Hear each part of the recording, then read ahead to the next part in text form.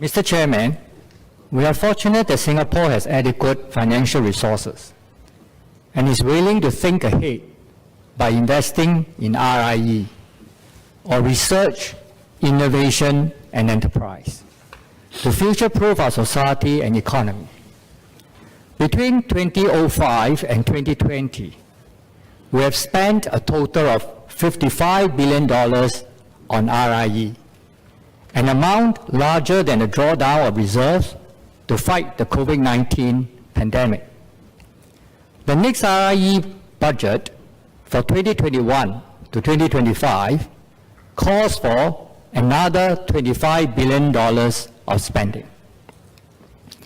The budget also calls for a $2.2 billion to be spent on talent development, including postgraduate scholarships, but the majority of the postgraduate students, researchers, and faculty members are foreigners.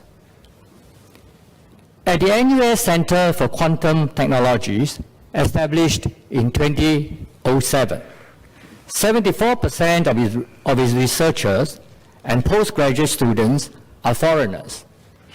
In 2019, a decade after its establishment. What does that say about our progress in building up our domestic research talent pool over the last 2 decades? In our opinion, it is premature to increase research expenditure significantly when we still lack a sizable domestic pool of research talent. Also, besides looking at the research component of the RIE budget, the government should also conduct a review of the allocation of resources used to promote innovation and enterprise. From my humble experience as a venture capitalist, new ventures cannot be effectively promoted by the government using co-funding.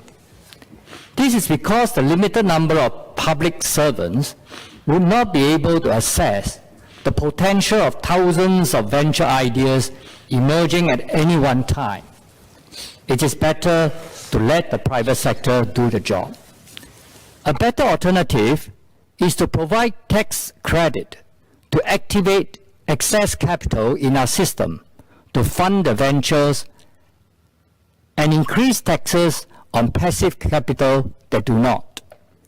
In this way, the capital can be channeled into proper use to help us to become a regional venture capital hub for both Singaporean and foreign ventures.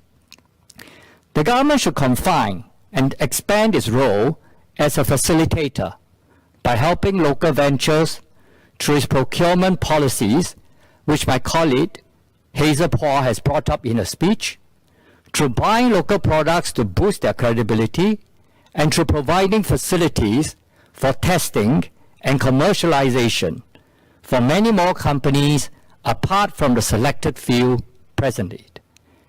Hence, we urge the government to relook at the allocation of resources to research, innovation, and enterprise in order to achieve better outcomes for Singaporeans and for our economy.